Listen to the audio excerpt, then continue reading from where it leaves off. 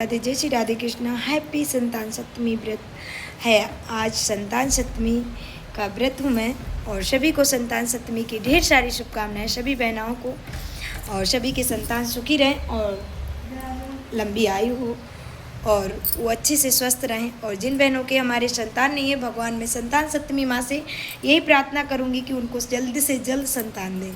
तो आप लोग मेरे ब्लॉग में बने रहिए। ब्लॉग सभी को राधे राधे। तो अब मैं कर रही हूँ कथा स्टार्ट, तो आप लोग सुनिएगा। हिंदू धर्म में संतान सप्तमी व्रत का विशेष महत्व माना गया है। यह व्रत स्त्रियां संतान सुख की प्राप्ति के लिए और माताएं अपने बच्चों की लंबी उम्र व मंगलमय जीवन की कामना के लिए करती हैं। बहुत समय पहले की बात है। अयोध्या नगरी पर नहुस नामक राजा राज्य करते थे। उसकी पत्नी का नाम रानी चंद्रमुखी था।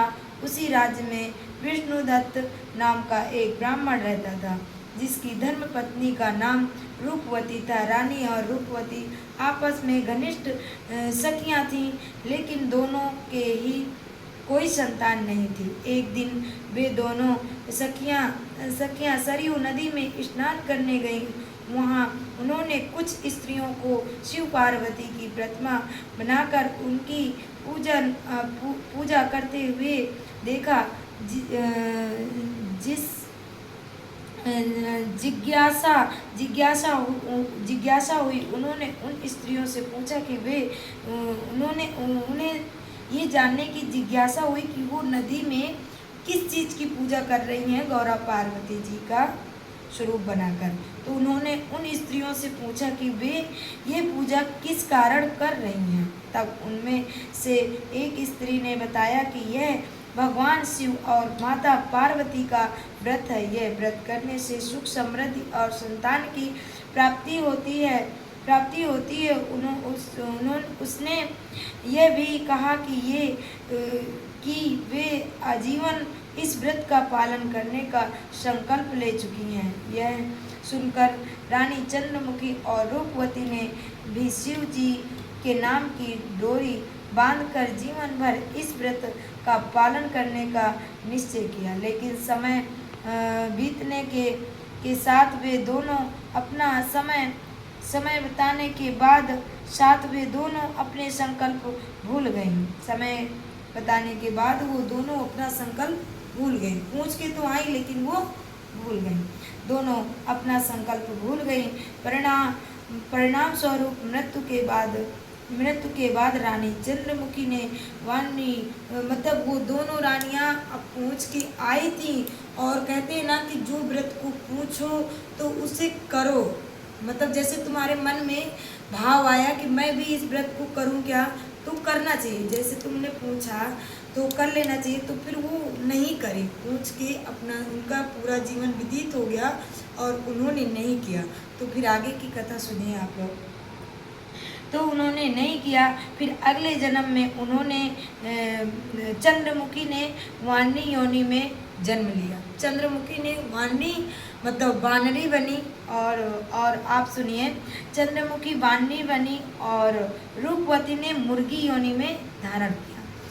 चंद्रमुखी ने वाणी का जन्म मिला उन्हें, और रूपवती को मुर्गी की योनि मिली। धारण की पशु योनि भोगने के बाद उन्होंने पुनः मानव जन्म मिला। फिर उन्होंने पशु योनि के बाद उन्हें फिर मानव जन्म मिला। इस बार चंद्रमुखी का विवाह मथुरा के राजा पृथ्वीनाथ से हुआ, और वह रानी ईश्वरी कहलाने लगी। वह रूपवती का जन्म एक ब्राह्मण परिवार में हुआ।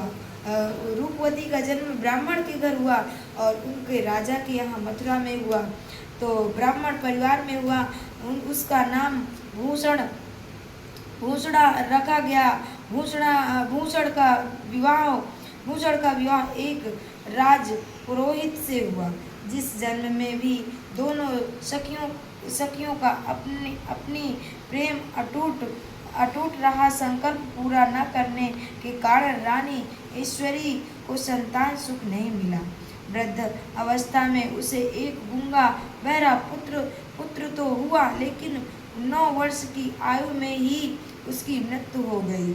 दूसरी ओर भूषण को व्रत का श्रवण था और उसने विधि पूर्वक उस पालन किया, जिसके फल स्वरूप उसे 8 योग और स्वस्थ पुत्र प्राप्त हुआ।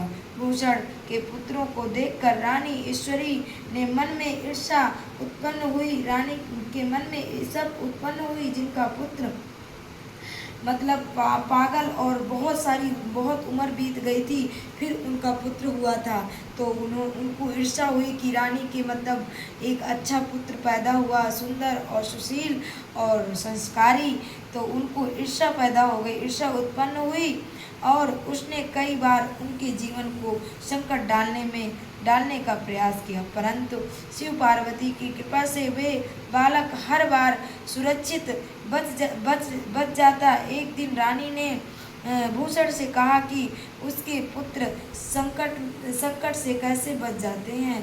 तब भूषण ने पूर्व जन्म की पूरी कथा सुनाई और बताया कि संतान 7वें व्रत की इसका कारण है।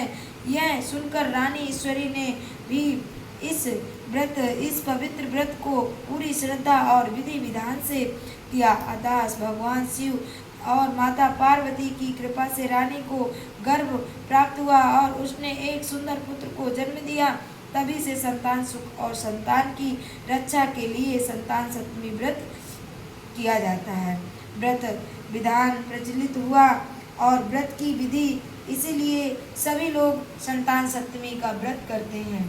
जैसे रानी के पुत्र को सुशील और संस्कारी बनाया, वैसे दूसरी रानी को भी पुत्र मरने के बाद भी उन्होंने दूसरा पुत्र दिया, तो ये संतान 7वीं माँ ने अपना चमत्कार दिखाया और उनके साथ सुख शांति प्राप्त की। तो जैसे रानियों के साथ हे संतान 7वीं माँ आपने सुख शांति वैभव और पुत्र आदि सबकी रक्षा की हो, उसी तरह माँ सभी बहनों की रक्षा करना, सभी पुत्रों की रक्षा करना और सुख शांति रखना माँ, बस यही चाहिए और कुछ नहीं चाहिए माँ। जिन बहनों के पास संतान नहीं है माँ, उनको संतान देना। हम आपसे यही प्रार्थना करते हैं माँ, यही विनती करते हैं माँ। जिन बहनों के पास संतान नहीं है माँ, उनको संतान दो माँ, और जिनके पास संतान है माँ, उन्हें सुखी रखो माँ, स्वस्थ रखो माँ, उन्हें अच्छी बुद्धि दो माँ और संस्कारी बनाओ माँ, और सभी को स्वस्थ रखो माँ। बस आपसे यही प्रार्थना है माँ, रक्षा करना, रक्षा करना, रक्षा करना। हे महेश्वरी, हे शिव पार्वती।